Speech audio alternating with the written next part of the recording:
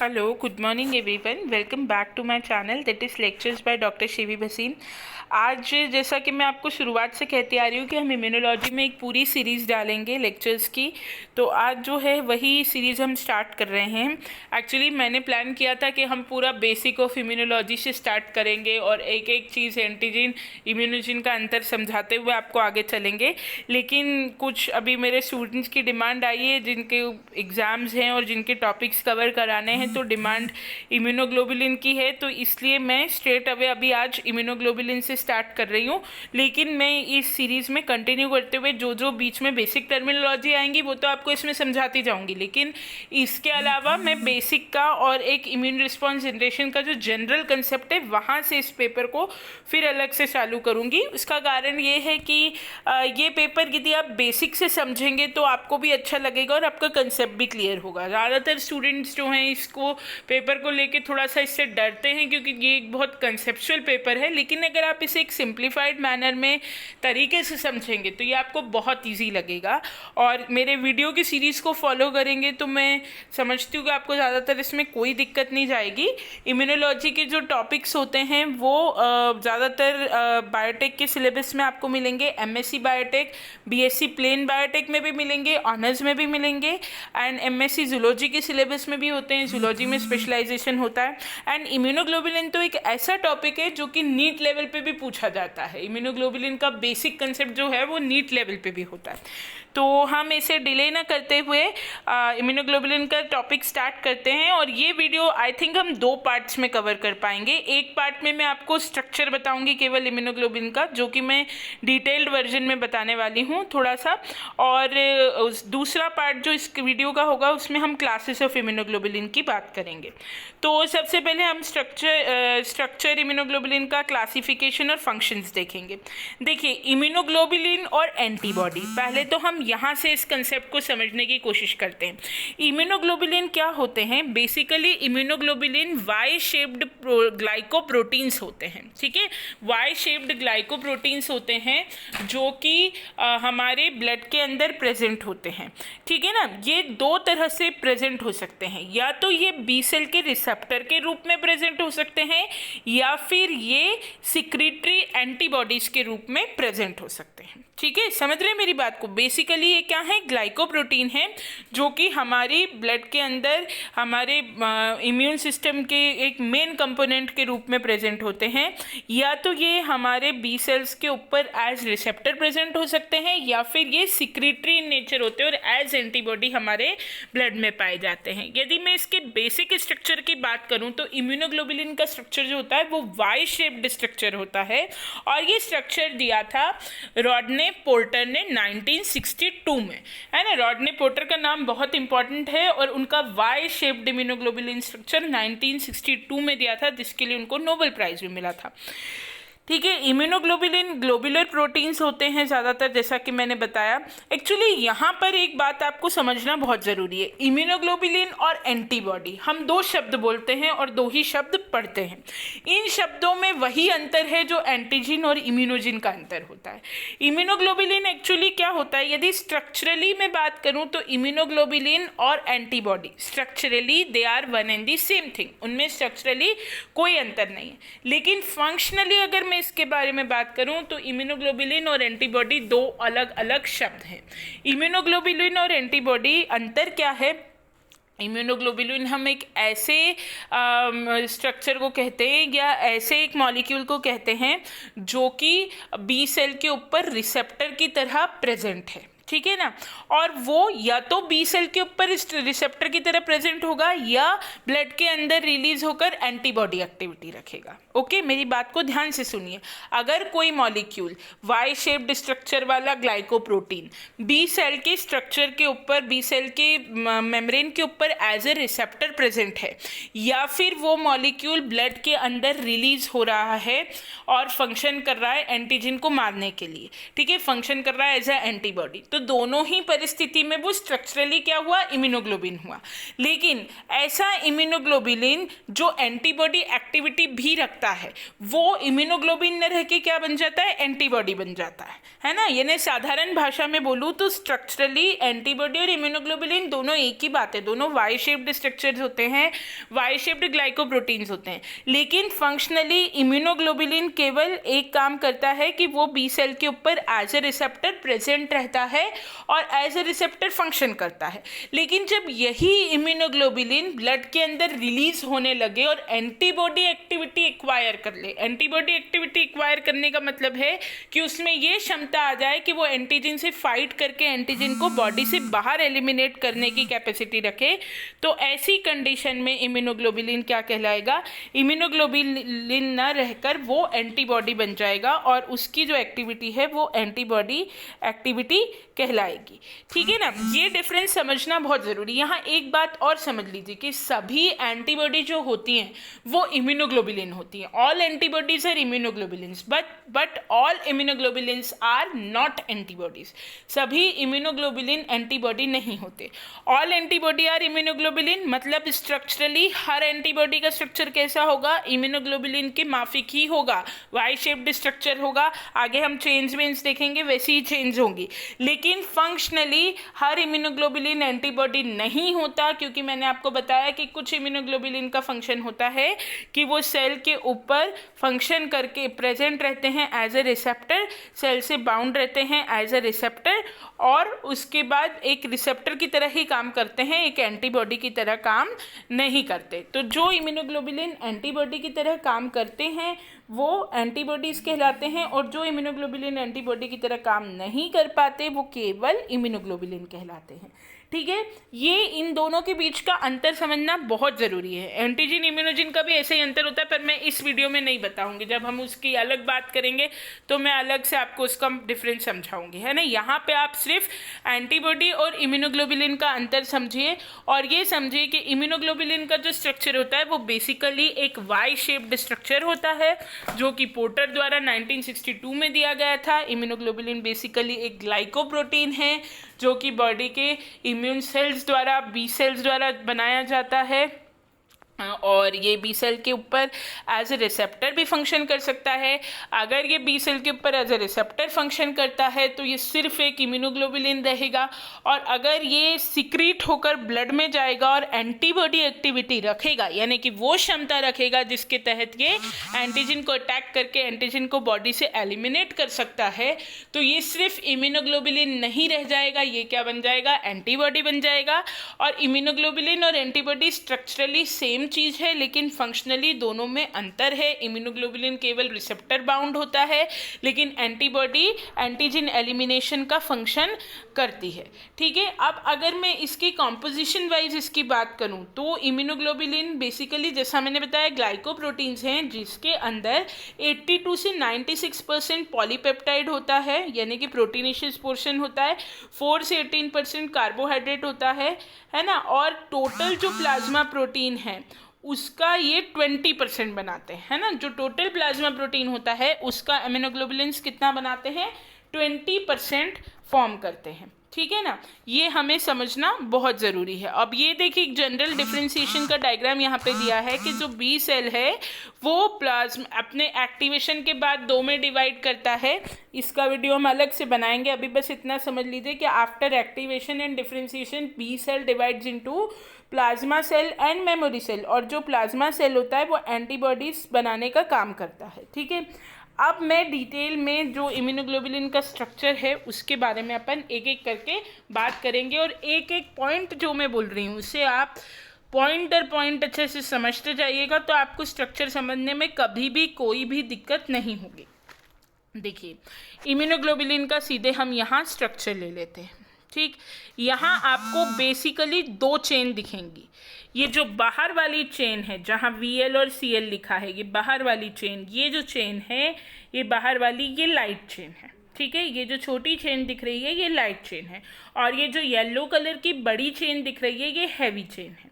ठीक है ना, तो दो इधर आपको लाइट चेन दिखेंगी और दो हैवी चेन दिखेंगी। जो ब्लू वाली दिख रही है ये लाइट चेन है और जो येलो वाली दिख रही है ये हैवी चेन है। ठीक है, जो लाइट चेन है और जो हैवी चेन है दोनों ही दो रीजन में डिवाइडेड है। ब्लू में आप देख सकते हैं कि क्योंकि ये छोटी चेन है, लाइट चेन जो होती है वो उसका मॉलिक्यूलर वेट भी कम होता है, लगभग 22,000 के आसपास उसका मॉलिक्यूलर वेट होता है। और जो हैवी चेन होती है उसका molecular weight just light chain के डबल होता है ना। और लाइट चेन के अंदर जो अमीनो एसिड्स होते हैं वो लगभग 200 अमीनो एसिड्स होते हैं और हैवी चेन के अंदर जस्ट इसके डबल अराउंड 400 450 से 700 तक अमीनो एसिड्स होते हैं, है ना। लाइट चेन जो होती है it is of two types, kappa and lambda. और ये जो कापा एंड लम्डा होते हैं इनका रेशो हर स्पीशीज़ में अलग अलग रेशो होता है, कापा एंड लम्डा का। ह्यूमन बीइंग में कापा इस टू लम्डा का रेशो 2:1 है। मेरी बात को एक एक करके ध्यान दीजिए, कहीं दिक्कत आ रही है तो वीडियो को पॉज करके वापस से उसे रिपीट सुनिए तो आपको अच्छे से एक एक बात क्लियर होती जाएगी। मैंने क्या कहा कि इम्यूनोग्लोबुलिन का बेसिक वाई शेप्ड स्ट्रक्चर होता है जिसके अंदर दो चेन पाई जाती हैं, हैवी चेन और लाइट चेन। लाइट चेन जो होती है वो कम मॉलिक्यूलर वेट की होती है और हैवी चेन जस्ट उसके डबल मॉलिक्यूलर वेट की होती है। लाइट चेन का मॉलिक्यूलर वेट 22,000 होता है और इसमें अप्रॉक्सीमेटली 200 अमीनो एसिड्स होते हैं। लाइट चेन दो प्रकार की होती है, कापा एंड लम्डा, और जो रेशो होता है कापा और लम्डा का वो अलग अलग स्पीशीज़ के अंदर अलग अलग होता है। ह्यूमन बीइंग में ये रेशो 2:1 का है। ठीक है, ये हुई लाइट चेन की बात। जो आप इस डायग्राम में ब्लू कलर में देख पा रहे हैं वो लाइट चेन है और जो आप येलो कलर में देख पा रहे हैं वो हैवी चेन है। ठीक है, ये सबसे पहले आप चेन्स का कंसेप्ट समझ लीजिए, फिर हम इसके रीजन के कंसेप्ट के ऊपर आते हैं। यदि हम इसके रीजन्स की बात करें तो इसके दो रीजन होते हैं, एक होता है कांस्टेंट रीजन और एक होता है वेरिएबल रीजन। ठीक है, अब आप दोनों ही चेन में देख पा रहे हैं कि जो पोर्शन यहाँ आपको लाइट चेन के अंदर ऊपर की तरफ लाइट ब्लू कलर में दिख रहा है ये लाइट चेन का वेरिएबल रीजन है और जो डार्क ब्लू कलर में दिख रहा है ये लाइट चेन का कांस्टेंट रीजन है। ठीक है, ये दो रीजन लाइट चेन में आपको समझ में आए। जो लाइट ब्लू में दिख रहा है वो वेरिएबल रीजन है और जो डार्क ब्लू में दिख रहा है वो कांस्टेंट रीजन है। इसी प्रकार से आप येलो वाली चेन को देखिए, जो लाइट येलो में आपको दिख रहा है वो वेरिएबल रीजन है हैवी चेन का और जो डार्क येलो में आपको दिख रहा है वो कांस्टेंट रीजन है हैवी चेन का। ठीक है, variable region of the heavy chain and constant region of the heavy chain. आप देख पा रहे हैं कि हैवी चेन का जो कांस्टेंट रीजन है वो नीचे तक एक्सटेंड कर रहा है। ठीक है, नीचे तक आपको जाता हुआ दिख रहा है। तो यहाँ पर आप ये क्लियर रखिए कि देयर आर टू रीजन्स, एक होता है वेरिएबल रीजन और दूसरा होता है कांस्टेंट रीजन। लाइट चेन के अंदर क्योंकि छोटी होती है इसलिए एक ही चेन में वेरिएबल रीजन भी कांस्टेंट रीजन में भी है और हैवी चेन के अंदर ये जो वेरिएबल रीजन है ये ऊपर की तरफ है और एक एक्सटेंडेड सा कांस्टेंट रीजन आप देख पा रहे हैं यहाँ पे, एक लंबा कांस्टेंट रीजन। ठीक है, जो वेरिएबल रीजन होता है उसके अंदर जो अमीनो एसिड्स का सीक्वेंस है वो वेरी करता रहता है और जो कांस्टेंट रीजन होता है उसके अंदर जो अमीनो एसिड का सीक्वेंस है वो फिक्स होता है, कांस्टेंट होता है, इसीलिए उसे कांस्टेंट रीजन कहते हैं। और जो वेरिएबल रीजन होता है उसके अंदर जो varying amount of amino acid यानी कि वेरी करता है अमीनो एसिड का सीक्वेंस, तभी उसको वेरिएबल रीजन बोलते हैं। ठीक है, ये दो कंसेप्ट हुए। देन यहाँ पर जो इम्यूनोग्लोबुलिन है इसके दो हिस्से होते हैं, एक होता है इसका एन टर्मिनल एंड और दूसरा होता है इसका सी टर्मिनल एंड। जो एन टर्मिनल एंड होता है वो इम्यूनो एंड या इसको हम मतलब कहते हैं एन टर्मिनल एंड भी कह सकते हैं, है ना। और इसको जो सी वाला पोर्शन होता है इसको हम कार्बोक्सिल एंड या सी टर्मिनल एंड बोलते हैं। जो ऊपर वाला पोर्शन है वो एन टर्मिनल या अमीनो टर्मिनल एंड है और जो नीचे वाला पोर्शन है वो सी टर्मिनल या कार्बोक्सिल एंड पोर्शन है। ठीक है, यहाँ तक आप समझ गए, यानी कि अभी तक आपको ये क्लियर हो गया कि इम्यूनोग्लोबुलिन के स्ट्रक्चर में बेसिकली दो चेन होती है, लाइट चेन और हैवी चेन। है ना। और दो रीजन होते हैं, कांस्टेंट रीजन और वेरिएबल रीजन। जो वेरिएबल रीजन होता है वो ऊपर की तरफ होता है, जो कांस्टेंट रीजन होता है वो नीचे की तरफ होता है। हैवी चेन का कांस्टेंट रीजन छोटा है और लाइट चेन का कांस्टेंट रीजन छोटा है और हैवी चेन का कांस्टेंट रीजन थोड़ा बड़ा है। और इस इम्यूनोग्लोबुलिन मॉलिक्यूल में आप देख सकते हैं कि दो एंड हैं, ऊपर का एंड एन टर्मिनल एंड या अमीनो टर्मिनल एंड कहलाता है, और नीचे का जो एंड है उसको हम कार्बोक्सिल एंड बोलते हैं। ठीक है, अब हम बात करते हैं इसके जस्ट बाद बॉन्ड की। आपको ये यहाँ पर एक सल्फाइड बॉन्ड दिख रहा होगा, ठीक है, इस सेंटर वाले बॉन्ड की मैं बात कर रही हूँ। ठीक है, ये जो सल्फाइड बॉन्ड जो दो चेन्स को जोड़ते हैं, दो अलग अलग चेन को जोड़ते हैं, ये कहलाते हैं इंटर डाइसल्फाइड बॉन्ड। ठीक है, इंटर मतलब दो चेन के बीच के, जैसे यहाँ दिख रहे हैं ये भी इंटर डाइसल्फाइड बॉन्ड है, यहाँ दिख रहा है। इस डायग्राम में आपको केवल इंटर डाइसल्फाइड बॉन्ड ही दिख रहे हैं। इसी प्रकार से इस चेन के अंदर भी डाइसल्फाइड बॉन्ड होते हैं। अगर एक ही चेन में डाइसल्फाइड बॉन्ड होंगे तो उनको हम कहेंगे इंट्रा डाइसल्फाइड बॉन्ड, और अगर दो चेन को जोड़ने वाले डाइसल्फाइड बॉन्ड होंगे तो उनको हम कहेंगे इंटर डाइसल्फाइड बॉन्ड। ठीक है, ये आपको दूसरा पोर्शन क्लियर हुआ कि डाइसल्फाइड बॉन्ड जिसके अंदर होते हैं, दो चेनों को जोड़ें तो उन्हें इंटर डाइसल्फाइड बॉन्ड बोलते हैं, और एक ही चेन के अंदर डाइसल्फाइड बॉन्ड हो तो उन्हें हम इंट्रा डाइसल्फाइड बॉन्ड बोलते हैं। ठीक है, अब एक और बहुत इंपॉर्टेंट कंपोनेंट जिसको हम कहते हैं हिंज रीजन, जिसको हम क्या कहते हैं, हिंज रीजन। हिंज रीजन जो होता है ये आप देख रहे हैं constant region of the heavy chain को जोड़ने वाला जो रीजन होता है। ठीक है, हैवी चेन के कांस्टेंट रीजन को, उसके कांस्टेंट रीजन के डोमेन्स को ये जो रीजन जोड़ रहा है, ये जो नेक दिख रहा है जहाँ पे ये डाइसल्फाइड बॉन्ड की लिंकिंग भी है, लेबल्ड भी है ये डायग्राम में, ये जो constant region of the heavy chain को constant region of the heavy chain से ही जोड़ता है। अभी मैंने कांस्टेंट रीजन का आपको डिमार्केशन नहीं बताया, मैं बताती हूँ बेसिक स्ट्रक्चर बता के। ये वाला जो रीजन है ये हिंज रीजन कहलाता है। ठीक है, हिंज रीजन बहुत इंपॉर्टेंट है, जब हम क्लासेस ऑफ इम्यूनोग्लोबुलिन पढ़ेंगे तो इस हिंज रीजन का इंपॉर्टेंस आएगा। तो ये जो पोर्शन है ये हिंज रीजन कहलाता है। ठीक है, अब इसके अलावा एक होता है इसमें जे चेन। जे चेन यहाँ पर विजिबल नहीं है क्योंकि जे चेन केवल पेंटामेरिक जिनका स्ट्रक्चर होता है, जिन इम्यूनोग्लोबुलिन्स का, उनके अंदर पाई जाती है। वो एक स्मॉल ग्लाइकोप्रोटीन की चेन होती है जिसमें एस्पार्टिक एसिड का कंटेंट और ग्लूटामिक एसिड का कंटेंट हाई होता है। वो ज़्यादातर IgM और IgA मॉलिक्यूल में पाई जाती है। जैसा मैंने बताया कि पेंटामेरिक स्ट्रक्चर्स वाले इम्यूनोग्लोबुलिन में वो ज़्यादातर पाई जाती है।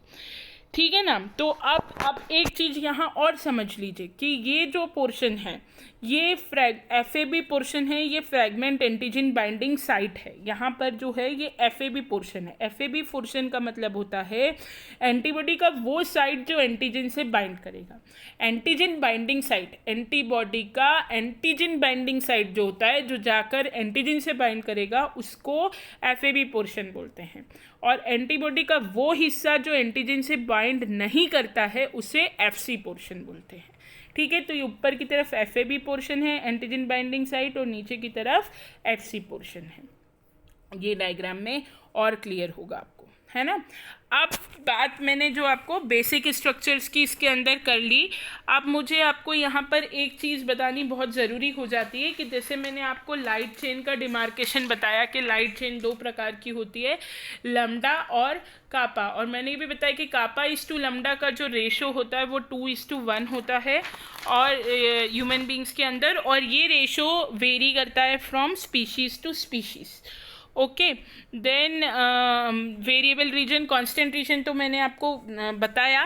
यहाँ पर मुझे एक चीज़ और बतानी है आपको कि जो कांस्टेंट रीजन होता है ना, कांस्टेंट रीजन बेसिकली एक तो हैवी चेन के अंदर जो कांस्टेंट रीजन यहाँ पर आप देख रहे हैं, ये कांस्टेंट रीजन जो होता है it is divided into 3 domains, है ना। कांस्टेंट हैवी चेन डोमेन्स जो होते हैं इनको CH1 CH2 CH3, generally CH1 CH2 CH3 ये 3 डोमेन हैवी चेन के अंदर पाए जाते हैं, CH1 CH2 एंड CH3। यानी कि जो कांस्टेंट रीजन होता है it is divided into 3 domains.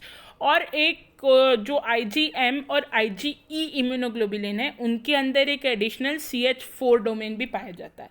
IgM और IgE के अंदर एक एडिशनल CH4 डोमेन भी पाया जाता है।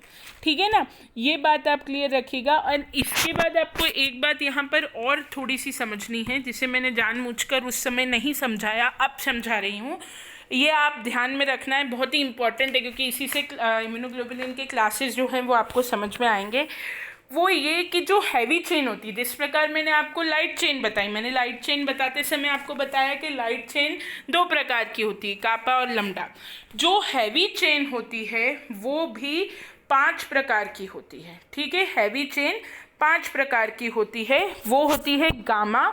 ठीक है, गामा जो हैवी चेन है उससे IgG इम्यूनोग्लोबुलिन बनता है। अल्फा हैवी चेन जिससे IgA इम्यूनोग्लोबुलिन बनता है ना। म्यू हैवी चेन जिससे IgM इम्यूनोग्लोबुलिन बनता है। डेल्टा हैवी चेन जिससे IgD इम्यूनोग्लोबुलिन बनता है। और एप्सिलॉन हैवी चेन जिससे IgE इम्यूनोग्लोबुलिन बनता है। ठीक है, हैवी चेन जो होती है वो 5 प्रकार की होती है। और ये हैवी चेन का जो वेरिएशन होता है ये इसके कांस्टेंट रीजन में होता है ना। मतलब हैवी चेन के जो 5 टाइप होते हैं वो कांस्टेंट रीजन के हिसाब से डिसाइड होते हैं, कांस्टेंट रीजन के हिसाब से तय होते हैं ना। तो on the basis of difference in the constant region there are 5 types of heavy chain. कौन कौन सी? गामा, अल्फा, म्यू, डेल्टा और एप्सिलॉन, जिनके बेसिस पे जो क्लासेस हैं इम्यूनोग्लोबुलिन की वो बनती हैं, है ना। और ये भी ध्यान रखिएगा कि कांस्टेंट रीजन जो हैवी चेन का होता है वो भी कितने टाइप का होता है। डोमेन्स जो हो सकते हैं वो कितने टाइप के हो सकते हैं?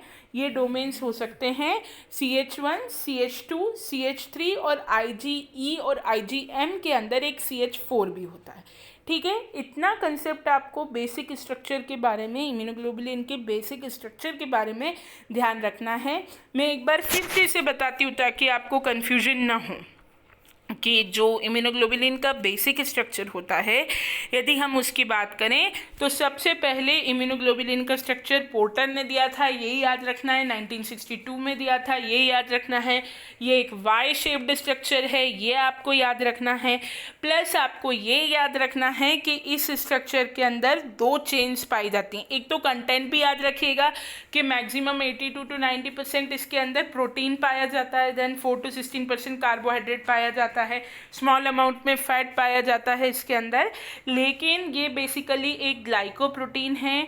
इम्यूनोग्लोबुलिन होने का मतलब है कि इम्यूनोग्लोबुलिन जो है वो एक ग्लाइकोप्रोटीन है। और स्ट्रक्चरली ये और एंटीबॉडी सेम बात है। ये बी सेल द्वारा सिक्रीट होते हैं और बी सेल के ऊपर रिसेप्टर का ही अगर काम करें तो ये इम्यूनोग्लोबुलिन कहलाते हैं। लेकिन अगर ये वो क्षमता भी रखें जिसके तहत ये किसी भी एंटीबॉडी के साथ, एंटीजन के साथ रिएक्ट करके एंटीजन को एलिमिनेट कर सकते हैं। अगर किसी इम्यूनोग्लोबुलिन में एंटीजन से फाइट करके उसे एलिमिनेट करने की पावर है तो वो इम्यूनोग्लोबुलिन केवल इम्यूनोग्लोबुलिन ना ले रहकर क्या बन जाता है? Antibody. It is very important to understand the difference between immunoglobulin and antibody। दोनों के बीच के अंतर को ध्यान से समझिए, वीडियो को बार बार पॉज करके समझिए, ये हमेशा के लिए आपका कंसेप्ट डेवलप करेगा। ठीक है, तो अगर सभी इम्यूनोग्लोबुलिन जो होते हैं वो एंटीबॉडी नहीं होते, लेकिन जितनी भी एंटीबॉडीज़ हैं वो इम्यूनोग्लोबुलिन ज़रूर होती हैं। ठीक है, देन अब हम बेसिक स्ट्रक्चर की बात करते हैं। इसके अंदर 2 चेन्स पाई जाती हैं, हैवी चेन और लाइट चेन। जो लाइट चेन है वो हल्की होती है, उसका मॉलिक्यूलर वेट भी कम होता है, वो छोटी भी होती है। इसमें 22,000 उसका मॉलिक्यूलर वेट होता है एंड अप्रॉक्सीमेटली 200 अमीनो एसिड्स होते हैं। बाहर की तरफ ये जो आपको दिख रही है ब्लू कलर में ये लाइट चेन है और जो येलो कलर में दिख रही है ये इम्यूनोग्लोबुलिन की हैवी चेन है। देन ये जो इसमें लाइट चेन के 2 टाइप होते हैं, कापा और लैम्डा। कापा और लैम्डा का जो रेशो है वो वेरी करता है species to species. Human being के अंदर ये रेशो 2:1 है। Then we come to heavy chain. अंदर जो दिख रही है वो हैवी चेन है जिसका मॉलिक्यूलर वेट और number of amino acid just double होते हैं लाइट चेन से। Then we come to the regions. यहाँ 2 रीजन आपको दिख रहे हैं, एक वेरिएबल रीजन दिख रहा है और एक कांस्टेंट रीजन दिख रहा है। जिस रीजन में varying amount of amino acid है उसको वेरिएबल रीजन बोलते हैं, और जिसका अमाउंट या सीक्वेंस ऑफ अमीनो एसिड जिस रीजन का कांस्टेंट है, स्थिर है, उसको हम कांस्टेंट रीजन बोलते हैं। ठीक है, लाइट चेन का वेरिएबल रीजन आपको लाइट ब्लू कलर से दिख रहा है और constant region dark blue colour से दिख रहा है। हैवी चेन का वेरिएबल रीजन आपको लाइट येलो कलर से दिख रहा है और कांस्टेंट रीजन पूरा डार्क येलो कलर से दिख रहा है। मैंने बताया कि कांस्टेंट रीजन जो होता है वो जनरली तीन डोमेन्स में डिवाइडेड होता है और किसी किसी इम्यूनोग्लोबुलिन में फोर्थ डोमेन भी होता है। Generally constant region is divided into CH1, CH2 and CH3, लेकिन IgE और IgM इम्यूनोग्लोबुलिन में there is CH4 constant region is also present. ठीक है, देन इसके बाद जो कांस्टेंट रीजन है हैवी चेन का, उसका जो लिंकिंग होता है, उसकी जो चेन है heavy constant region of heavy chain की, वो बहुत बड़ी चेन है और constant region of heavy chain को उसी constant region of heavy chain से जोड़ने वाला जो रीजन है उसे हिंज रीजन कहते हैं। देन उसके अलावा ये भी जानना बहुत ज़रूरी है कि हैवी चेन जो है, जिस प्रकार लाइट चेन 2 टाइप की होती है, उसी प्रकार हैवी चेन 5 प्रकार की होती है, गामा, अल्फा, डेल्टा, एप्सिलॉन और म्यू, जिसके बेसिस पे क्लासेस ऑफ इम्यूनोग्लोबुलिन जनरेट होती हैं। ठीक है, ये बात हुई वेरिएबल और कांस्टेंट रीजन की। देन हम जल्दी से बात कर लेते हैं कि 2 टर्मिनल हैं इसके, एन टर्मिनल है या अमीनो टर्मिनल है, और नीचे वाला जो टर्मिनल है वो कार्बोक्सिल टर्मिनल है या सी टर्मिनल भी हम उसे कहते हैं। देन जो एंटीबॉडी है, उस एंटीबॉडी के मॉलिक्यूल को 2 बाइंडिंग साइट्स में डिवाइड करा गया है। जो ऊपर वाला है वो एंटीजन बाइंडिंग साइट है जिसे FAB पोर्शन भी कहा जाता है, और जो नीचे वाला पोर्शन है वो नॉन बाइंडिंग साइट है, उसे FC पोर्शन भी कहा जाता है। हर जगह आपको सल्फाइड के बॉन्ड्स दिख रहे हैं। 2 चेन को अगर ये बॉन्ड जोड़ें तो ये इंटर डाइसल्फाइड बॉन्ड कहलाते हैं, और अगर एक ही चेन के अंदर ये बॉन्ड हों तो ये इंट्रा डाइसल्फाइड बॉन्ड कहलाते हैं। ठीक है, इसके अलावा J चेन की उपस्थिति कुछ पेंटामेरिक स्ट्रक्चर वाले इम्यूनोग्लोबुलिन्स में पाई गई है, और J चेन जो है वो ज़्यादातर IgA और IgM में पाई जाती है। वो एक बेसिक स्मॉल ग्लाइकोप्रोटीन की चेन है जो कि rich in aspartic acid and glutamic acid होती है। ठीक है, ये हुई इसके बेसिक स्ट्रक्चर जो है। उसकी जो भी इम्पॉर्टेंट बातें हैं वो मैंने पूरी कवर करने की कोशिश की है इसके अंदर। अब इसमें बस एक चीज़ ये है कि इसका आपको काफ़ी सारी बुक्स में डोमेन स्ट्रक्चर भी मिलेगा। यदि और डीप में हम जाना चाहें तो वैसे जो इम्पॉर्टेंट था वो तो मैंने सारा कवर कर दिया है, लेकिन और डीप में यदि हम जाना चाहें तो इसकी स्ट्रक्चर को आप डोमेन स्ट्रक्चर भी, स्ट्रक्चर सेम रहता है, केवल डोमेन्स के रूप में उसमें स्ट्रक्चर है, उससे हम देख सकते हैं। देन यहाँ पर बस एक बात मैं आपको छोटी सी और समझाना चाहूँगी कि जो क्लासेस हैं इम्यूनोग्लोबुलिन की, उनका जन्म कैसे होता है। वो चीज़ इस PPT में कवर नहीं करी है क्योंकि PPT काफ़ी बड़ी हो रही थी, लेकिन जो मेरे स्टूडेंट्स हैं या जो मुझसे डायरेक्टली नोट्स लेते हैं उन्हें मेरे नोट्स में ये कंसेप्ट पूरा मिलेगा, और ये कंसेप्ट केवल MSc के स्टूडेंट्स के लिए इम्पॉर्टेंट है। अप टू BSc जो स्टूडेंट्स हैं उन्हें आइसोटाइप किस तरह से जनरेट होते हैं इस कंसेप्ट में ज़्यादा डिटेल में जाने की ज़रूरत नहीं है, बट जो MSc के स्टूडेंट्स हैं उनके लिए मैं थोड़ा सा ये कंसेप्ट समझाना चाहूँगी, है ना। जो भी स्टूडेंट्स अलग से इस कंसेप्ट का नोट चाहें उन्हें अलग से भी मैं नोट प्रोवाइड कर दूँगी। ये देखिए कैसे जनरेट होता है, एक बात ध्यान से समझिए। जब सेम वेरिएबल रीजन, मैंने बताया कि कई प्रकार के यहाँ आपको वेरिएबल रीजन होते हैं, है ना, वे और डिफरेंट टाइप के कांस्टेंट भी बताए। जब किसी इम्यूनोग्लोबुलिन का सेम वेरिएबल रीजन अलग अलग कांस्टेंट रीजन के साथ कंबाइन करेगा, ध्यान से सुनिए। आपको बताया कि इस कांस्टेंट रीजन CH1 भी होता है, CH2 भी होता है, CH3 भी होता है, और कांस्टेंट रीजन में इस वेरिएशन के बेसिस पर 5 टाइप के हैवी चेन्स जनरेट होते हैं, है ना। ये बताया ना 5 टाइप के हैवी चेन होते हैं, गामा, अल्फा, म्यू, डेल्टा और एप्सिलॉन। तो जब वेरिएबल रीजन सेम रहे और अलग अलग कांस्टेंट रीजन, अलग अलग हैवी कांस्टेंट रीजन वाले हैवी चेन से उसका कॉम्बिनेशन हो, वेरिएबल रीजन सेम है लेकिन वही वेरिएबल रीजन एक बार गामा हैवी चेन वाले कांस्टेंट रीजन से कंबाइन कर रहा है, एक बार अल्फा हैवी चेन वाले कांस्टेंट रीजन से कंबाइन कर रहा है, एक बार म्यू हैवी चेन वाले कांस्टेंट रीजन से कंबाइन कर रहा है, एक बार डेल्टा हैवी चेन वाले कांस्टेंट रीजन से कंबाइन कर रहा है, और एक बार एप्सिलॉन वाले कांस्टेंट रीजन से कंबाइन कर रहा है। तो हर बार सेम वेरिएबल रीजन रीजन अलग अलग हैवी चेन वाले कांस्टेंट रीजन के साथ कंबाइन करके इम्यूनोग्लोबुलिन के ऐसे मॉलिक्यूल्स को जन्म देगा जिन्हें हम कहते हैं आइसोटाइप्स या फिर क्लासेस ऑफ इम्यूनोग्लोबुलिन। अगर ये वेरिएबल रीजन गामा वाले कांस्टेंट रीजन वाले हैवी चेन के साथ कंबाइन करेगा तो बन जाएगा IgG इम्यूनोग्लोबुलिन। अगर सेम वेरिएबल रीजन अल्फा वाले हैवी चेन वाले कांस्टेंट रीजन के साथ कंबाइन करेगा तो IgA इम्यूनोग्लोबुलिन बन जाएगा। अगर same variable region mu chain के साथ कंबाइन करेगा IgM बन जाएगा। अगर डी डेल्टा चेन के साथ सेम वेरिएबल रीजन कंबाइन करेगा IgD बन जाएगा। और अगर एप्सिलॉन चेन के साथ सेम वेरिएबल रीजन कंबाइन करेगा तो IgE बन जाएगा। ठीक है, तो इस तरह से जो क्लासेस ऑफ इम्यूनोग्लोबुलिन होती हैं उनको हम आइसोटाइप भी कहते हैं। आइसोटाइप वो मॉलिक्यूल हैं जो कि सेम वेरिएबल रीजन के अलग अलग हैवी चेन के कांस्टेंट रीजन के साथ कॉम्बिनेशन से बने होते हैं, उन्हें उनसे क्लासेस ऑफ इम्यूनोग्लोबुलिन का जनरेशन होता है। ये जो कंसेप्ट है ये आइसोटाइप का बहुत इंपॉर्टेंट है। और एक इसका थोड़ा सा मैं जेनेटिक एस्पेक्ट भी यहाँ पे, इसकी कोडिंग कैसे होती है, इम्यूनोग्लोबुलिन जीन द्वारा एनकोड कैसे होता है, क्योंकि ये प्रोटीन है तो ultimately it is under the fate of gene, ये भी मैं ज़रूर बताना चाहूँगी। ये MSc के लेवल से ही इम्पॉर्टेंट है कि बाकी BSc वाले तो इस कंसेप्ट को ना भी मेंशन करे तो भी चलेगा, बट ये आना चाहिए MSc लेवल के स्टूडेंट को। वो ये कि ये जो एक कंसेप्ट था कि इनकी जीन कोडिंग कैसे होगी, ये ड्रायर और बेनेट ने दिया था। ड्रायर और बेनेट दो साइंटिस्ट थे जिन्हें इम्यूनोग्लोबुलिन की कौन कैसे जीन उसको एनकोड करता है इम्यूनोग्लोबुलिन को, इस पे उनका काम था, पर उन्हें कोई क्रेडिट नहीं मिला इसके लिए। इसका नोबेल प्राइज़ किसी और को मिल गया। पर ये देखेंगे कि उन्होंने कहा क्या था। उन्होंने कहा था कि एक ही gene variable region of the heavy और लाइट चेन को कोड करता है और एक ही gene constant region of the heavy and light chain को एनकोड करता है। अगर कोई प्रोटीन है तो हमें पता है कि वो प्रोटीन कहीं ना कहीं जीन से एनकोड होगा। ड्रायर और बेनेट का कहना केवल इतना था कि one gene encodes for the variable region of the heavy and light chain and another gene encodes for the constant region of the heavy and light chain, यानी कि एक ही चेन है पर उस चेन को एनकोड करने वाले जीन कितने हैं, 2 जीन। तो यानी इनका ये कंसेप्ट किस नाम से जाना गया, 2 जीन 1 पॉलीपेप्टाइड।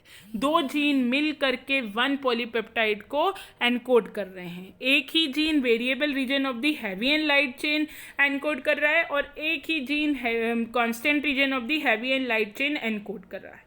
सो एक ही पॉलीपेप्टाइड है लेकिन कितने जीन से एनकोडेड है, 2 जीन से एनकोडेड है। So this hypothesis came to be known as 2 gene 1 polypeptide concept which was given by Dreyer and Bennett but they were not awarded for this। इसके लिए अवार्ड किसको मिला था, इस कंसेप्ट को प्रूफ कौन कर पाया था, टोनी गोवा एंड हुशुमे ने इस कंसेप्ट को प्रूफ किया था।